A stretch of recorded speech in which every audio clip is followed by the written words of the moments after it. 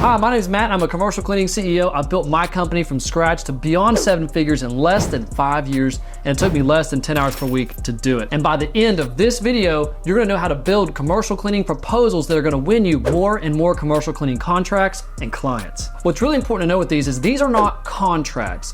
These are sales documents. It's intended to be given to your prospect after you've done a walkthrough, after you've calculated the quote. Your quote price is gonna be on here, but it's intended to help influence them into choosing you as their selected commercial cleaning service. There are some people and some companies that like to throw in all this legal jargon or tons of different things and all these parameters around how their services work, and it looks really intimidating to a prospect. You want them focused on, how do I see this company? How do I see your company helping me solve my problem? So let's jump right into page 1, and that is the cover page. Technically, you could have 2 pages that do what we're about to talk about, with one being a very large image and it has your brand all over with your brand colors, kind of helping someone get the zazzle or the zing about your brand. And then we have the content of the cover page, which could either be on that first page or on this second page right here. But let's jump into the content that needs to be here and get your prospect zoomed in on your company.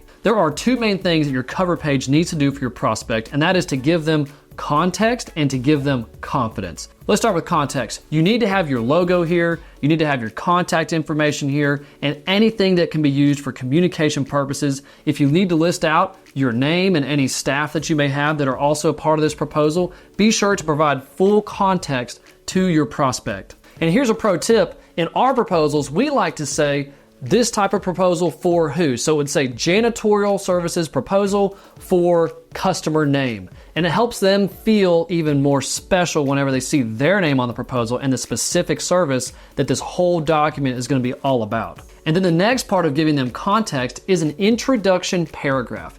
Now, this introduction paragraph is designed to help them feel like you really understand what you needed to know and about their pain from the walkthrough that you did. You almost want to continue the conversation with this intro paragraph. It can say something like, thank you so much for taking the time to walk us through. I remember seeing these things in your facility. We are excited to show you how this proposal solves those problems. If you want to call out to them how soon you can start, what team members are available, anything like that, the purpose of this introduction paragraph is to get them excited to look through the rest of the proposal document. And then if you do choose to film a video for presenting this proposal, you can place that link there at the bottom of this paragraph as well. So we've given them context, now let's give them confidence. Right below this paragraph, we want to call out any features about our company, about our service, about our team, about this proposal specifically, anything that we can do to help them feel like we can actually solve all those problems. We can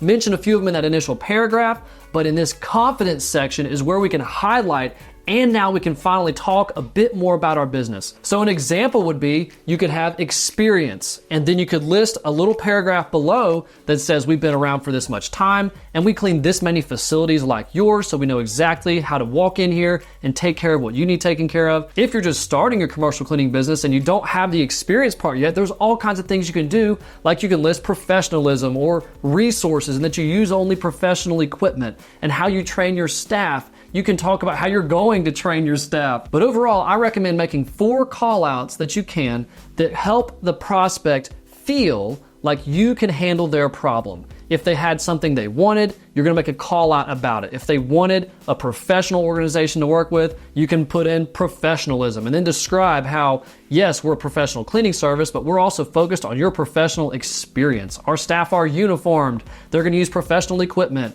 and you can keep going on about professionalism with a small description under it. So be sure to use this opportunity to boost your company in their eyes. Now that we've built context and we've built some confidence, we can have at the bottom of the cover page, we can just sign off with our title and our position and any additional contact information they may want. I like to do it in a personal way, so I like to have it saying, here to serve you, Matt Pinkarina, Asset Commercial Services CEO. Something like that, so it seems like it was personally put together. Even if it was a template, you want it to come across like it was personally put together just for your prospect. So that's the cover page, and again, it could be 2 pages. You could have all the designs and stuff on one page and then this content on the other. Let's move to the next page, which is the scope. When it comes to the scope of services on this page, you want to be absolutely sure that you are matching what you discussed or what your questions got answered and what their questions were seeking when you did your walkthrough and had any sort of conversations with them. My personal approach is I like to use a chart, and then on the chart I break down the different areas or zones of the facility or positions that are going to need to be filled, and we list out what's going to go on and how often in each of those. And some companies like to use a list style where they'll just use bullet points under the major subject areas that are going to describe what's going to be done and how frequent. And here's a pro tip. You want to customize your proposal to use the exact same language that your prospect used when you were doing the walkthrough. Here's what I mean by that. If you have a medical facility you were doing a walkthrough for and you're doing this proposal for, and they use the word clinical room, but your proposal says the word exam room, change your proposal to match clinical room. Make sure that you have everything matching as much as possible. That way, whenever they read it, it flows smoothly in their mind. And again, it reinforces that you are exactly who they're looking for. But also keep in mind that this scope page will also set their expectations for what you're going to do in their facility. So make sure you don't accidentally leave anything on there that you don't want to be stuck doing. Because if your cleaning client has any questions later on, they're going to pull out that proposal and look at it and see what's there and how often it needs to be done. Therefore, you got to be very clear, set the expectations, but also customize it as much as you can to fit how they thought about their facility. So just like the cover page, this scope could also take up multiple pages, but oftentimes it doesn't need to. So let's move on to page 3. And this is going to be our insurance documents. Why are we including our insurance documents in here? It's extremely helpful and credible whenever you submit more official information with this proposal that's not too complicated. Just include your general liability insurance document